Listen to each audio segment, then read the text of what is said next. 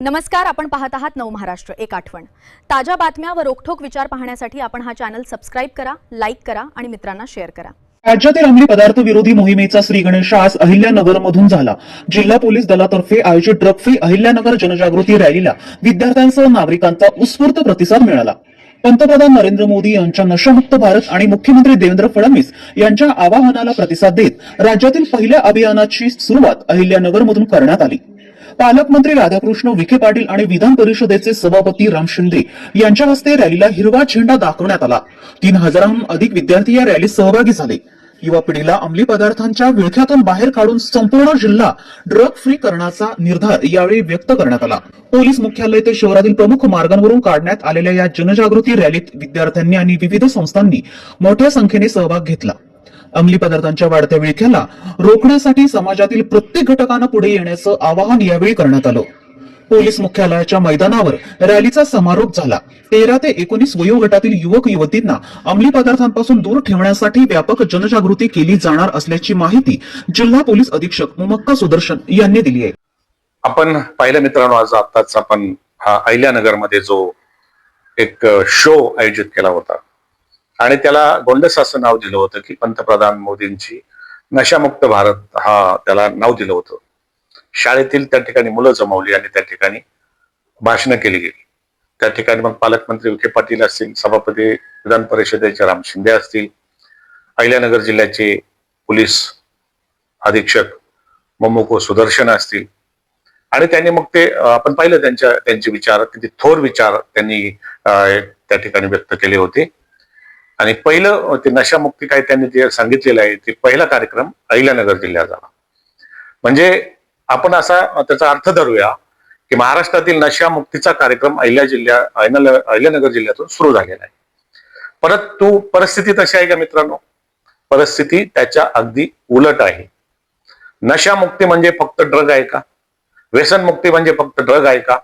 मग पंतप्रधान नरेंद्र मोदींनी जो जुमला लोकांना सांगितला की नशामुक्ती असेल किंवा व्यसनमुक्ती अभियान असेल ते भारतात सुरू केलंय, अत्यंत अभिमानाची, अत्यंत अभिनंदनीय अशी गोष्ट पंतप्रधानांनी आपल्या मनोगतामध्ये व्यक्त केली। परंतु परिस्थिती त्याच्या अगदी उलट आहे मित्रांनो। महाराष्ट्राचे मुख्यमंत्री आहेत देवेंद्र फडणवीस, महाराष्ट्राचे गृहमंत्री आहेत देवेंद्र फडणवीस आणि त्यांनी या कार्यक्रमाची सुरुवात अहिल्यानगर जिल्ह्यातून केली, व्यसनमुक्ती कार्यक्रमाची। परंतु आम्ही म्हणजे आपण ज्याला म्हणतो की अहिल्यानगर जिल्ह्यामध्ये अशी माहिती आहे की सर्वात जास्त दारू विक्री, दारूचे ढाबे, दारूचे हॉटेल्स, लॉजिंग बोर्डिंग, गावठी दारूचे धंदे, मटक्याचे धंदे, जे काही सगळे गैरव्यवहार आहे ते सगळ्यात जास्त महाराष्ट्रात अहिल्यानगर जिल्ह्यात चालतात। या ठिकाणी गायींची खुल्याम कत्तल होते।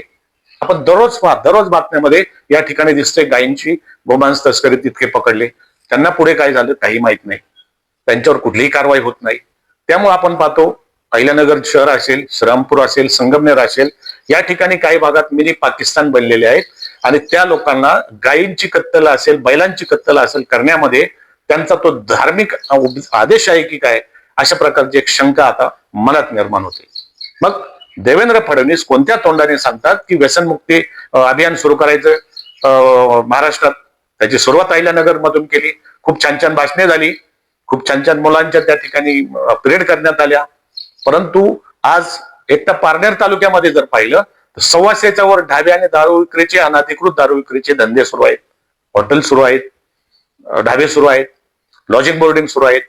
कोणते धंदे नाहीत ते अहिल्यानगर जिल्ह्यात किंवा इतर तालुक्यात सुरू आहेत। पारनेर तालुक्यात तर आम्ही ते उदाहरण दिलं, 125च्या वर आम्ही माहिती अधिकारमध्ये एकदा अशी माहिती काढली होती, तर त्या ठिकाणी सांगितलं गेलं की पारनेर तालुक्यात कुठलाही अनधिकृत ढाबे आणि हॉटेल चालू नाही जिथे अनधिकृत दारू विक्री होते। आता मला पारनेरकरांनाच विचारावंसं वाटतं, त्या ठिकाणच्या लोकप्रतिनिधींना विचारावंसं वाटतं, तुम्ही खरं सांगा, पारनेर तालुक्यामध्ये बेकायदा दारू विक्रीचे ढाबे सुरू नाहीत का? हॉटेल सुरू नाहीत का? गावठी दारू विकली जात नाही का? कोणते धंदे नाहीत असे ते पारनेर तालुक्यात सुरू आहेत? मग हे कोणत्या तोंडाने व्यसनमुक्तीचं अहिल्यानगर जिल्ह्यामध्ये सुरुवात केली? पहिली सुरुवात अहिल्यानगर जिल्ह्यातून करा, या ठिकाणी दारू मुक्ती करा। अजित पवारांनी आपण पाहिलं जवळजवळ 200% दारूवरती टॅक्स लावला आणि आपल्याच मुलांना त्याच्या एजन्सी पार्क पॉवरला दिल्या। आता अजित पवार आता हयात नाही, परंतु त्याने ते पाप खूप मोठं केलेलं आहे. दारुड्यानं त्यांना माहिती आहे दारुड्यांची कुठे युनियन नाही, त्या बेवड्यांची कोणती युनियन नाही.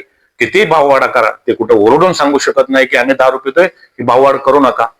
आणि त्यामुळं सरकार फक्त लुटण्याचं काम करतंय. मित्रांनो, ज्यांनी भारतीय जनता पक्षाला सनातनी पक्ष म्हणून, हिंदुत्ववादी पक्ष म्हणून निवडून दिलं, आज त्यांना स्वतःच्या तोंडात मारून घेण्याची वेळ आलेली आहे. अशा प्रकारचं हुकुमशाही सरकार देशामध्ये आणि महाराष्ट्रात सुरू आहे. भ्रष्टाचार शिगेला पोहोचला आहे. मित्रांनो, तुम्ही सहकारी विभाग घ्या, कितीही त्यांच्या तक्रारी करा, माहिती देत नाहीत, दखल घेत नाहीत, कारण बहुमत आहे. परंतु नरेंद्र मोदी किंवा अमित शहा किंवा देवेंद्र फडणवीस यांना सांगू इच्छितो की जनतेचा अंत पाहू नका. एक वेळ तुमच्याकडे बहुमत येईल. अशाच प्रकारचं तुमच्यापेक्षा जास्त बहुमत राजीव गांधींकडे होतं, 400च्या वर खासदार निवडून आलते. परंतु आज काँग्रेसची दशा काय या देशामध्ये तुम्ही पाहतात. आज शेतकरी वर्ग खुश नाही, विद्यार्थी वर्ग खुश नाही, कोणत्याच वर्गातील कामगार वर्ग कोणीही खुश नाही, सर्व नाराज आहेत. आपण जनतेचं जे आंदोलन पाहिलं, कोकराज आंदोलन, काही नव्हतं मित्रांनो, त्यांच्या काही विषय नव्हता, बोगस कार्यक्रम सगळा सुरू होता आणि परदेशातून त्यांना फंडिंग भेटत होतं.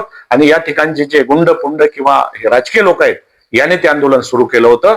परंतु त्याला देशातून प्रतिसाद मिळाला का, तर या सरकार विरोधात आज नाराजी आहे.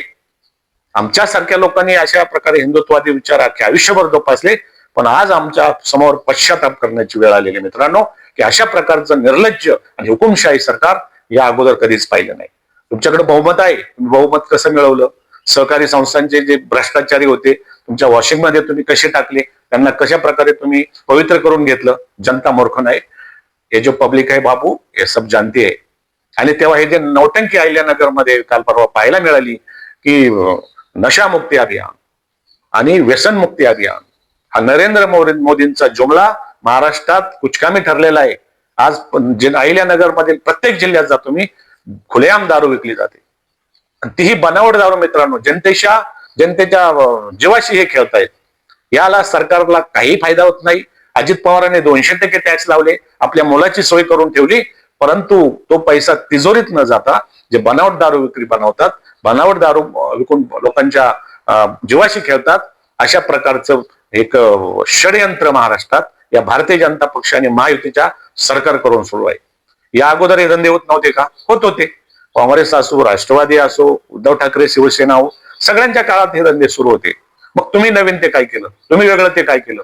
त्यांनी जे केलं तेच तुम्ही करताय. मग जनतेने पाहायचं कोणाकडे मित्रांनो?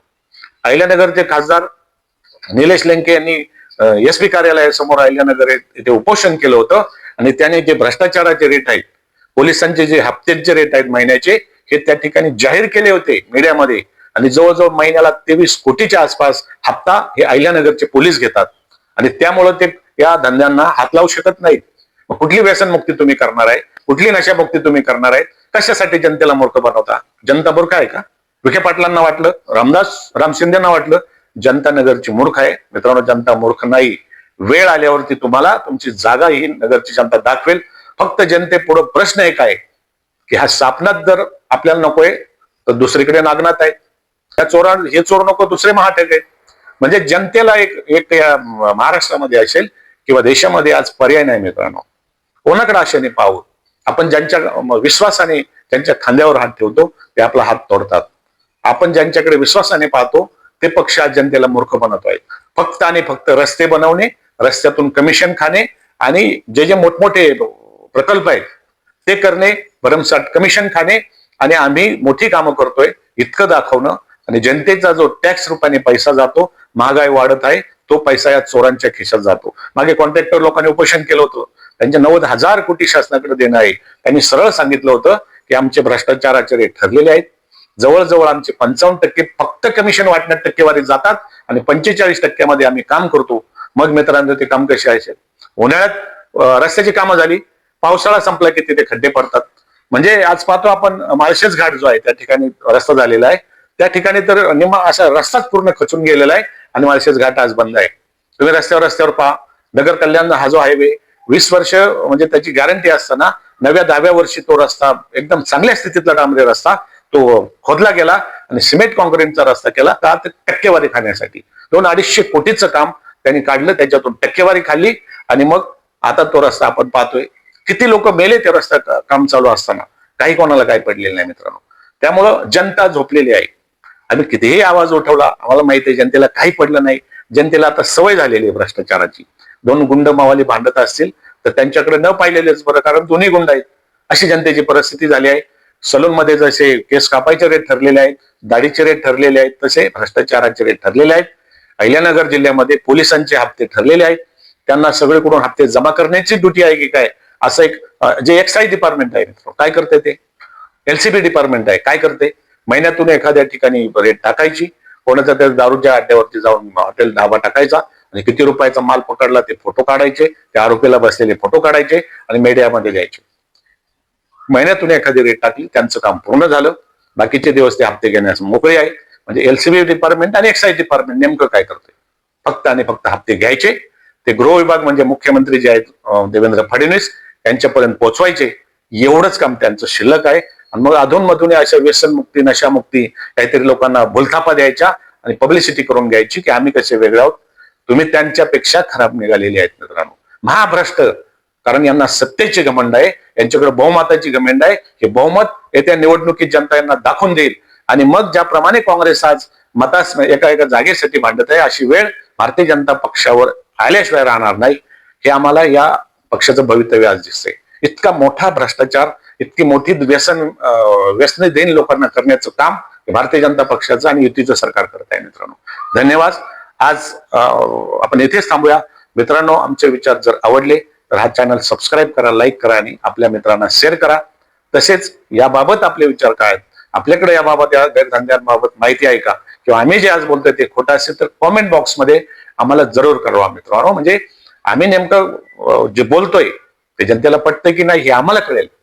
जर आमचं जर हे बोलणं जनतेला पटत नसेल तर मग हे असे व्हिडिओ बनवलं की आपली जीवाची तळमळ करणं हे व्यर्थ आहे मित्रांनो. म्हणून आम्हाला सोशल मीडियावर आता यावंच वाटत नाही, कारण हा सगळा चोरांचा बाजार आहे. जनता सुद्धा महाठग बनलेली आहे, जनतेला काही पडलेलं नाही. तुर्त इतकेच. जय हिंद, जय Maharashtra. Like and subscribe. Hit that like button and subscribe for more.